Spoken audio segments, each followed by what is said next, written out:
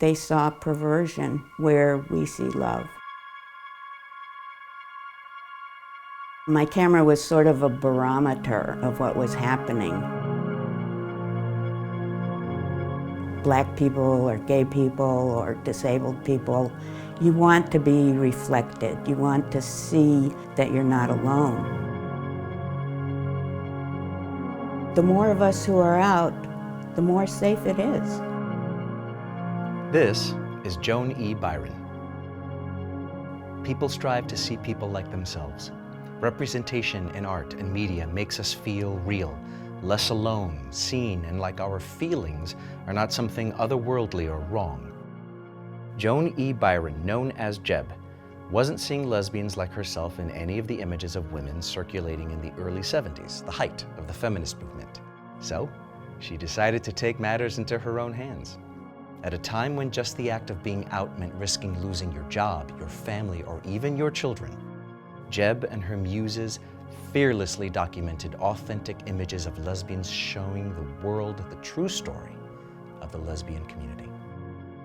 Now, decades after beginning this project that inspired a movement, Jeb is installing versions of her portraits in the windows of the Leslie Loman Museum in New York City, reminding everyone who might be feeling invisible that they are never alone. I'm Javier Muñoz, and this isn't just our history. This is legendary. There were very, very few images of lesbians at all, and most of them were what I called faux lesbians. They were people pretending to be lesbians. Most of those people were young, slim, blonde women, white women. The other kind of image was that instead of romanticizing and making beautiful in exactly the same way, all lesbians were the ones that turned them into vampires and monsters and were really kind of scary. I decided to make my own images of what I considered real lesbians, and I didn't know that many at the time. So I borrowed a camera, because I didn't even have a camera, and I asked my lover to kiss me because I really wanted to see a kissing picture, and I held the camera out and took a picture of us and made an early selfie before I even knew that was going to be a thing. And here's a larger version of that very picture. My lover Sharon and I kissing.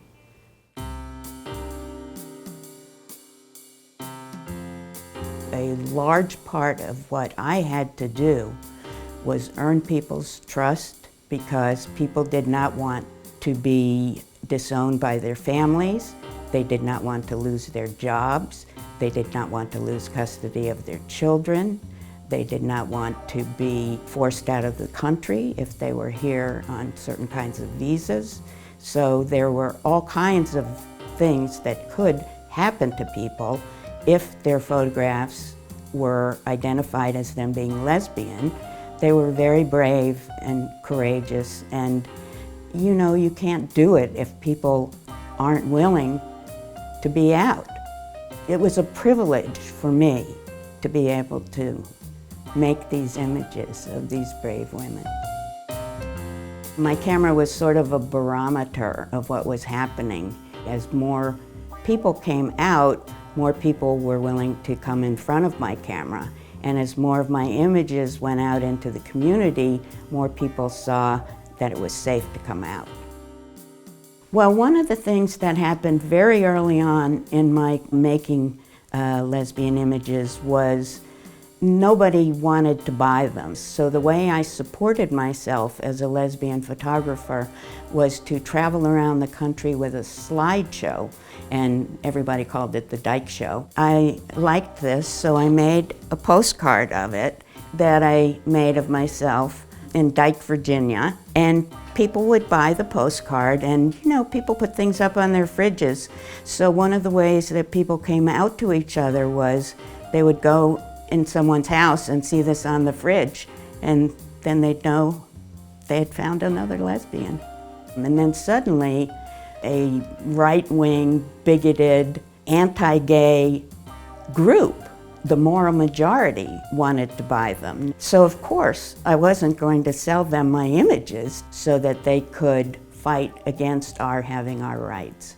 I think they saw perversion where we see love.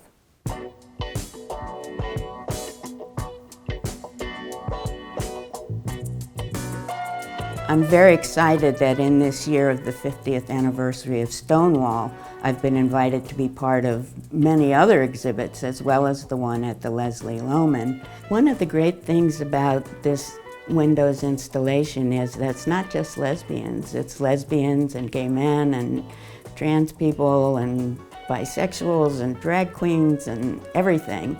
And I hope what it will do is inspire other people to be active, because there are lots of threats to our liberties and our freedoms, and there are people that would actually like to push us back in the closet.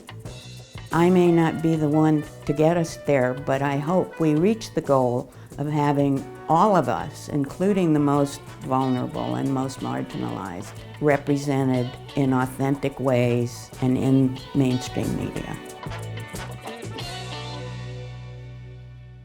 One of the things that kept me going then and that fills my heart now are the people who write to me or tell me how much my images meant to them.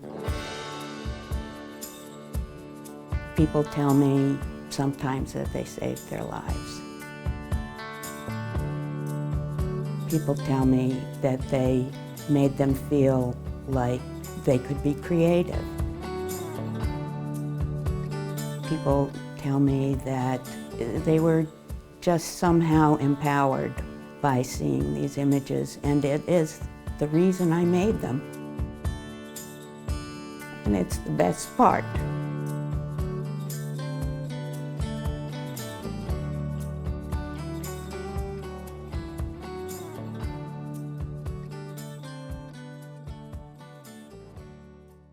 Hi everyone.